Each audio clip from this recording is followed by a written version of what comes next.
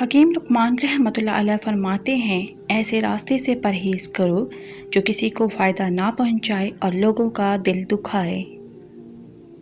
لوگ مال سے محبت کرتے ہیں، جس کسی کے پاس ہوگا سب اس کی عزت کریں گے، جب ہاتھ سے چلا جائے گا تو کوئی اس کو سلام بھی نہ کرے گا۔ حقیقی دوست وہی ہے جب تم غیر حاضر ہو تو وہ تمہاری سب لوگوں کے سامنے تعریف کرے۔ سچا بندہ اگر کسی مصلحت کے تحت جھوٹ بھی بولے تو لوگ اس کو سچ سمجھیں گے، اور جھوٹا اگر سچ بھی بولے تو لوگ اس کو جھوٹ سمجھیں گے۔ ماتحتوں پر کم جفا کرو، ہو سکتا ہے کل وہ مالک ہو اور تم ماتحت۔ ایسے فائدے سے ہمیشہ دور رہو جن سے دوسرے لوگوں کو نقصان ہو رہا ہو۔ جس بندے نے بھی کسی کے سامنے اپنا ہاتھ پھیلایا تو سمجھو وہ وہیں مر گیا، لیکن اس سے پہلے وہ مرا جس نے ہاتھ پھیلانے والے کو خالی ہاتھ لوٹا دیا۔ کسی کو کچھ دینے میں جو راحت و سکون اور مزہ ہے وہ کسی سے لینے میں کہاں۔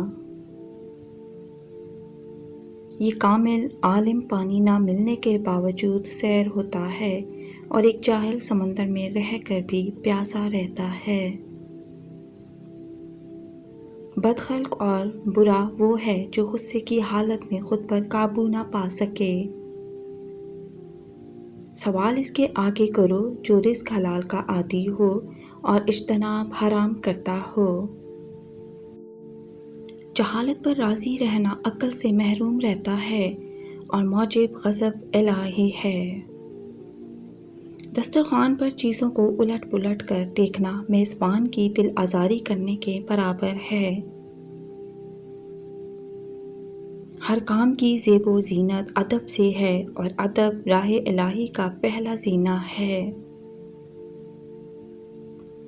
جو مرید جنت کا خواہ ہے وہ اپنے مرشد کو معلم جان کر اس کی تعلیم کی روشنی میں اپنے آپ کو سنوارے اور باعمل بنے۔ گناہ اتنے کرو جتنا تم ان کا بوجھ اٹھا سکو۔ بڑھے ہوئے پیٹ پر صرف ایک درخت کے پتے باندھنے سے پیٹ ہمیشہ کے لیے اندر چلا جاتا ہے، اور وہ ہے سوہانجنا کا درخت۔ مرشد وہی ہے جو مرید کے قلب کا علاج معنی طیب کامل کرے اور اسے ان بیماریوں سے نجات دلائے۔ دعا کی قبولیت چاہتے ہو تو اللہ تعالیٰ عز و جل کے حضور انتہائی عجز کے ساتھ دل کی گہرائیوں سے التجا کرو۔ ضرورت اعلیٰ چیز ہے اور بے ضرورت بری شے، اس لیے علم نافع حاصل کرنے کی ہمیشہ جستجو کرتے رہو۔ مرتبہ صدق و رضا پانے کے لیے ضروری ہے کہ دل حق کا مکمل پرستار اور مطیع بن جائے۔ اگر تو تنہائی میں زہر جیسا بنے گا، یار کے سائے میں آفتاب بنے گا، جا خدا کے دوست کو جلد تلاش کر لے، جب تو نے ایسا کر لیا تو خدا تیرا دوست ہے۔ دیدار یار تو آنکھ والے کرتے ہیں، اندھے تو فقط اعتراض کرتے ہیں۔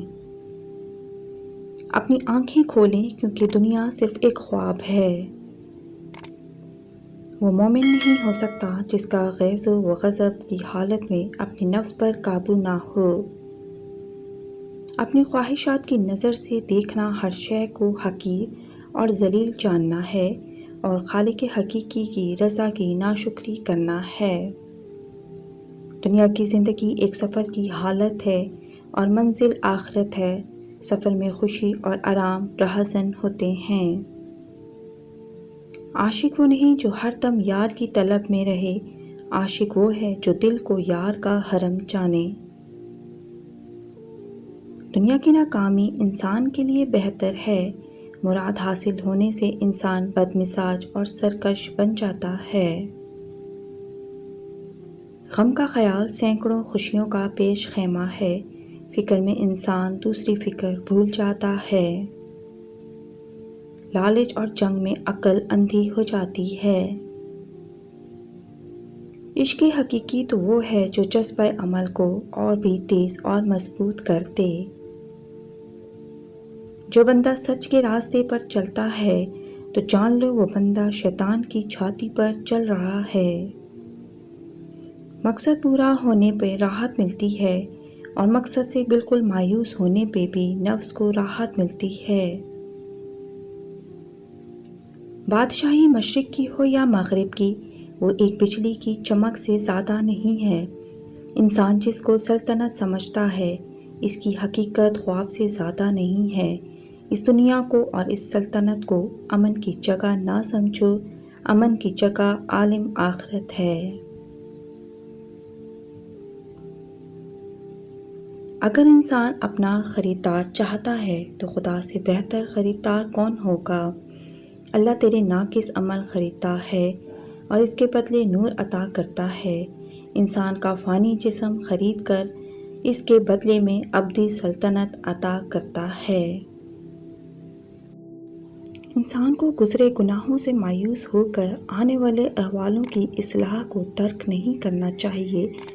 ماضی سے قطع نظر ہو کر اصلاح حال میں لگ جانا چاہیے۔ جو شخص غمگین ہو، اس کے بارے میں سمجھو کہ اس نے اللہ سے تعلق پر صبر نہیں کیا، بلکہ اللہ سے بے وفائی کی اور دعا دینے والی چیز سے تعلق پیدا کیا۔ جو بندہ اپنا عیب خود محسوس نہیں کرتا، اس کا عیب دنیا محسوس کر لیتی ہے۔ ہمیشہ اتنی تعلیم حاصل کرو جتنی کہ پھر اس پر عمل پیرا ہو سکو۔ انسان کے لیے شیر اور سانپ اتنے مہلک نہیں جتنے دوست اور اپنے ہلاک کرنے والے ہیں۔ ان کی موجودگی میں ملاقات سے وقت ضائع ہوتا ہے اور غیر موجودگی میں ان کی یاد میں فکر برباد ہوتا ہے۔ خدا جب کسی کی مدد کرنے پر آتا ہے تو لامعلوم سے کوئی سبب پیدا کر دیتا ہے اور نہ ہونے سے ہونا نکال دیتا ہے۔